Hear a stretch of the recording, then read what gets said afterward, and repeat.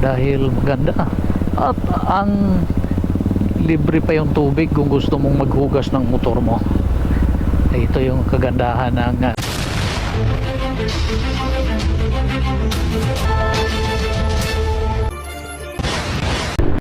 okay.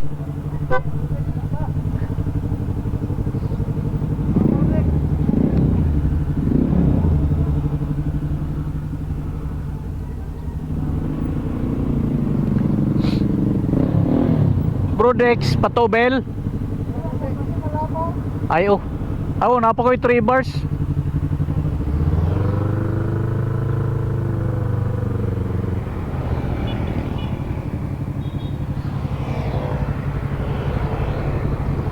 Alright, so ito na. Ito na yung crossing, guys.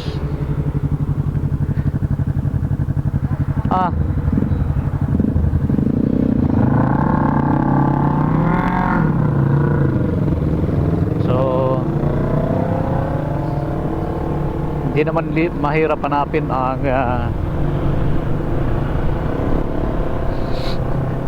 resto na ito, guys, kasi nagsiserve sila, no, cafe, pero meron silang mga short orders dito. So papunta sa itaas, hindi tayo nagkakamali, no? Dito lang naman tayo, lagi tayong dumadaan, kaya at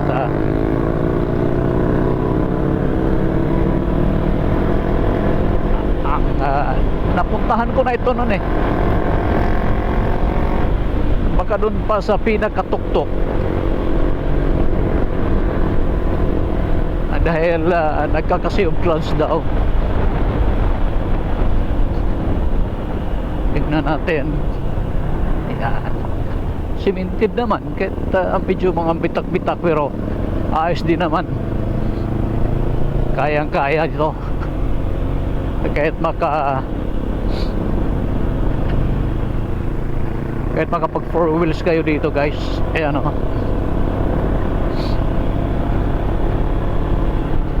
Ayan, napakasarap maglakad-lakad dito.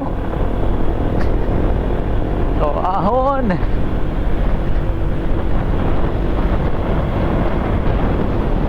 Dahil ito yung isa sa pinapangarap natin na puntahan. Nakapunta na tayo ng Camel Peak,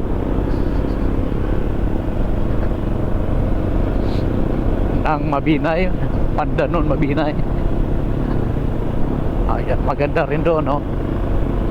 Isa sa binabalik-balikan ng iilan.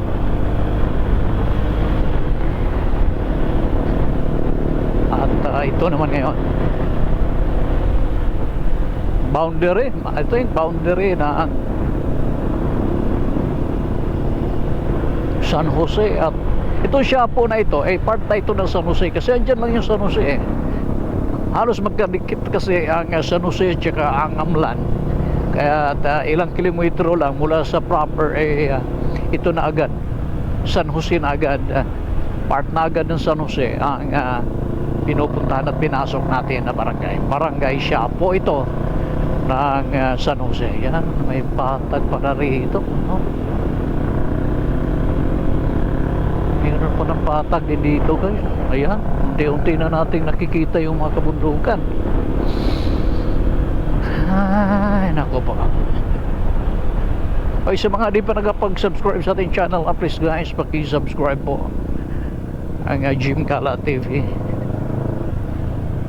At huwag niyo na rin kalimutan na mag-iwan ng bakas, o kaya mag-comment, o kaya i-click yung notification bell para naman ay maging updated po tayo sa mga i-upload pa natin. Napakaswerte naman yung may-ari ng mga lupa dito, dahil mayroon ang access sa daan. I think mayroong nailagay noon si former congressman, former governor George Arnaiz dito, guys, ng mga panahon niya, lalong lala nung nagiging kongresista siya dito sa lugar.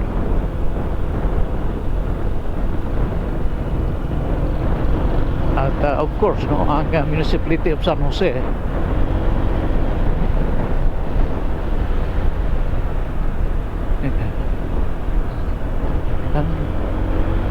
Sarap tumira sa mga ganito talaga. Kaso wala tayong pera para bumili ng mga lupa dito at mapagtirikan ang bahay, guys. Napakaswerte yung mga taga rito eh. Pero alam natin, nung unang mga panahon talagang tinitaste nila, no? Lalong lalo na kung di pa ito simentado noon, ay alam natin kung ano rin kahirap, no? Pero ngayon, dahil may kalsada na, meron ng magandang daanan, baka mas nagmahal pa ang kanilang mga lupa dito. Yan kasi yung ano ay padaan po.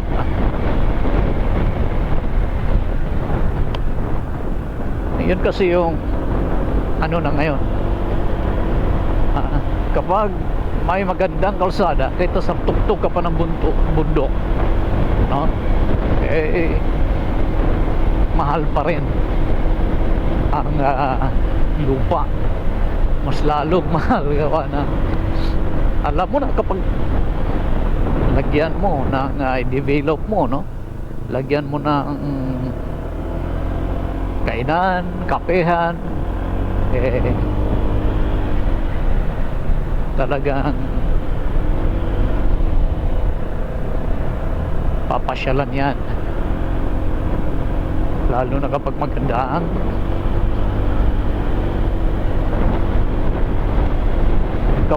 kapaligiran, no? Maganda yung view na makikita. So magiging tourist attraction na yun, at kapag mangyayari yun, yun na yung sinasabi natin, mahal yung lupa. Dahil wala na yan, dami ng mga riders ngayon, napakarami ng vlogger ngayon, walang ibang gawin, anong ba? Ikot, mamasyal.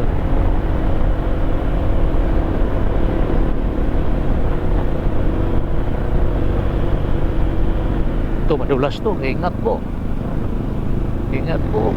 madulas po yan, mga ganyang kalsadahan. Yan, wifi.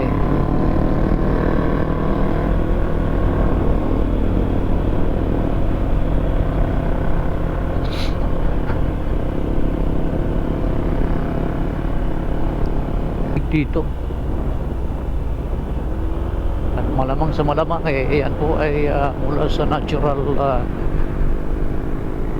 ayan na, natural na supply. Ay, ang ganda. Sarap tayo ng bahay dyan ng nakabakod. Ayan, so tanaw na natin yung kabilang bundok, guys. I think yan kaya yung Mount Talinis na makikita natin. Morning. Ayan. Ay, ang ganda. Ayan. Ay, ang ganda ba naman Ito na ata yun. Ha? Ito na ba yun? O bahay yan? Mukhang aakit pa tayo sa may bandang unahan. Kulang pa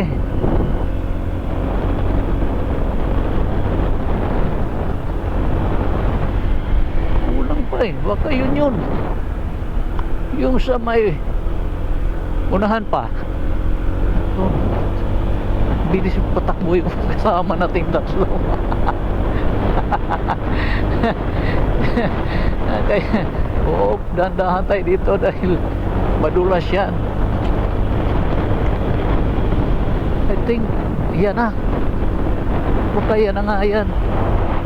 Ayan, imagine nyo naman Sa mga ganitong lugar guys, meron palang mga nakatagong yaman ng kalikasan, nakatagong yaman ng kagandahan sa ayan na, ito na nga, natural na kagandahan guys na makikita natin dito. Ayan na nga, Cafe Panganod, di ba? Bandera Farm.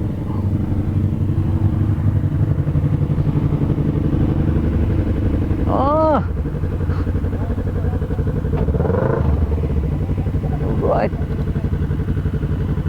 So, maaga tayo. Wala tayong nakikita. Diyan pala, no? Diyan natin makikita yung Sea of Clouds, guys. Mula sa dagat, yung clouds, aabot hanggang dito. Tuwing mayroong ulan, no? Yung may kalamigan ng panahon, no?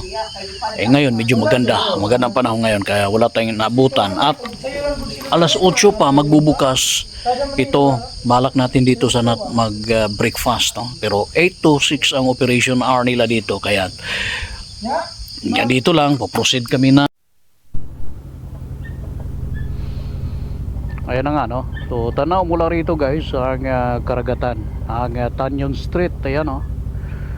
So, po-proceed tayo. Hindi na tayo umakyat sa itaas dito sa Cafe Pangano dahil alas 8 pa ang bukas nila. So, alas 7 pa lang, kaya naisipan namin na didiretso na lang kami. Meron din tayong magandang kapihan doon. Alright, so thank you, no? Hanggang dito muna at update tayo mamaya kung ano pa yung ating mapupuntahan. Sa mga di pa nakapag-subscribe, again, please subscribe at maraming salamat sa inyo mga kagala. Ayan, so pababa na tayo.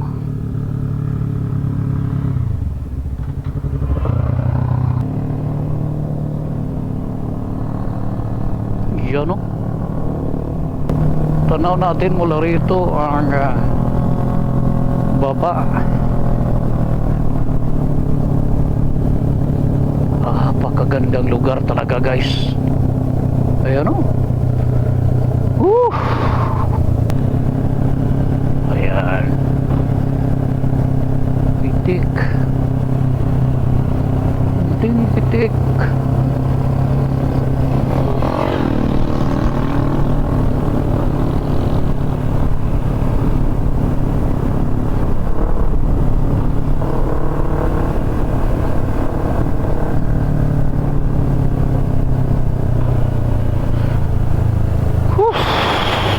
Salamat. Yan yung kalsada sa baba, oh. Yan yung pinanggalingan natin.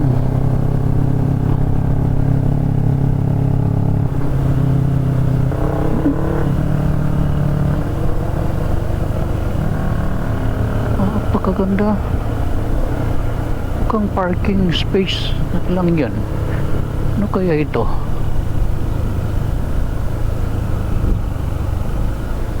Bawal rin naman mapapasukan. Talagang bahay yun, no? Ang ganda. Kitang kita natin yung umuusok na yun, no?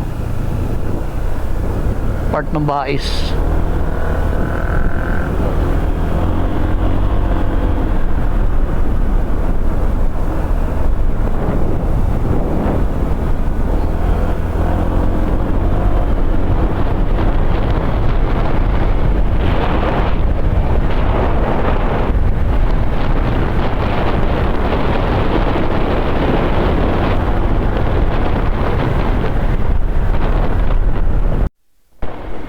Panibagong ruta, panibagong araw.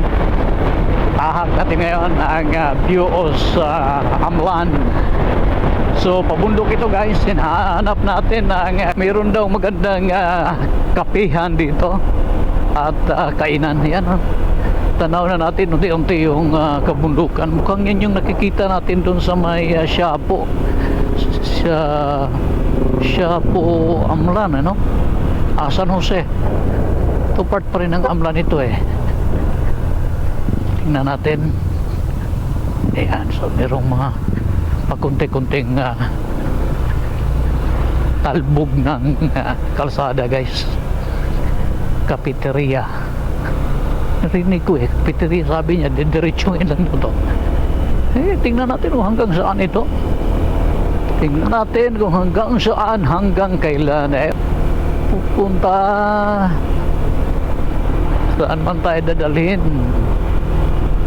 ang ating mga gulong, doon tayo. Daw. Pansin nyo ba? Pansin nyo ba guys? Ang ganda ng bundok. Meron ba kayang tao dyan? Talagang napakatulis. Talagang napakatulis na bundok na yan. Antianon guys. Victoria Mountain View. Ito yung proper ng Antianon Amlan. Now I know. Nakarating na rin tayo dito, no? Karating na rin tayo Rock Mountain. Victoria View ba yan? Antianon.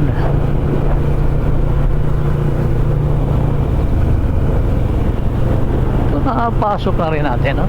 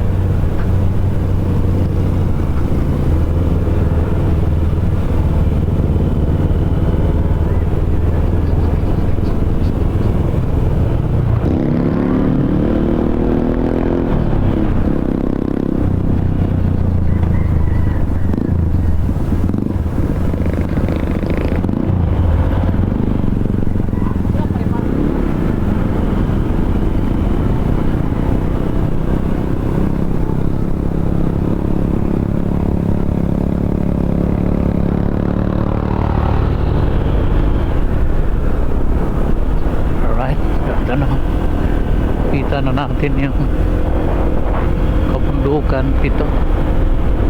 So doon sa bundok pa guys, kasi mountain view Victoria's Mountain View. Hindi nasayang yung oras natin pagpapatakbo. Doon pa, malamang malayo-layo pa mula rito, dahil hindi pa masyadong bundok yung pwesto natin ngayon. Victoria's Mountain View.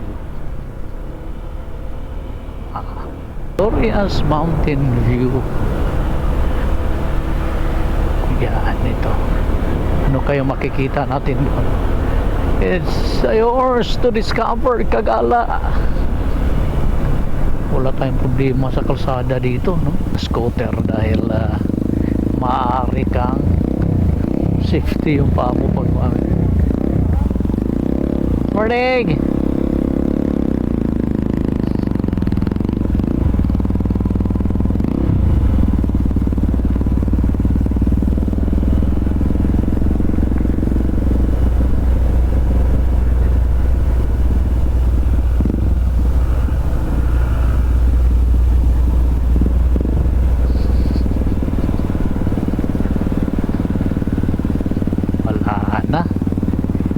Yung sinasabi natin.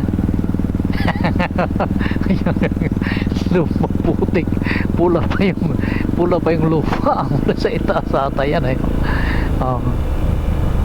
diba? Ay, ang ganda naman dyan. Mayroon silang fish pond guys, no?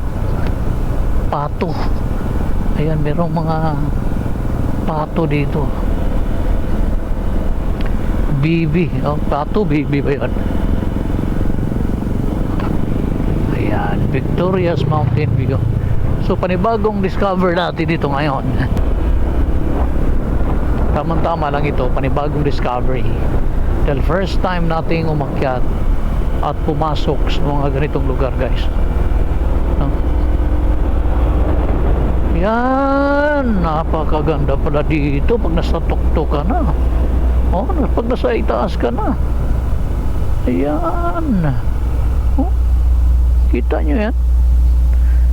Tanaw natin pa rin yung Bais, yung Dewey Island, yung nakaumbok na yan, yung isla na yan, Dewey Island yan. Ayan, oh. So Central Azucarera de Bais yung unang umusok, ang pangalawa ay yung Orsumco. Kita natin dito, guys. Talaga naman. Ito na pala ang Victoria's Mountain View. Ayos din naman eh. Ayos din. Kaya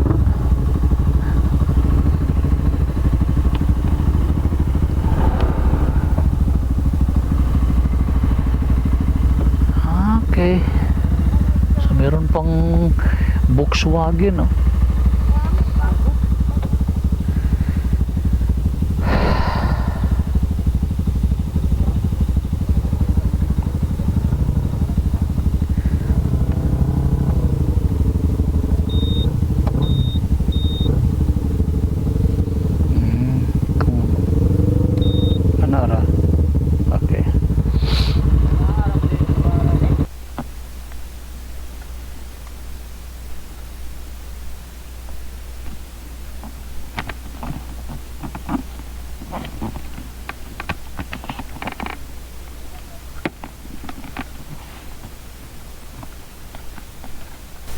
Open na ba?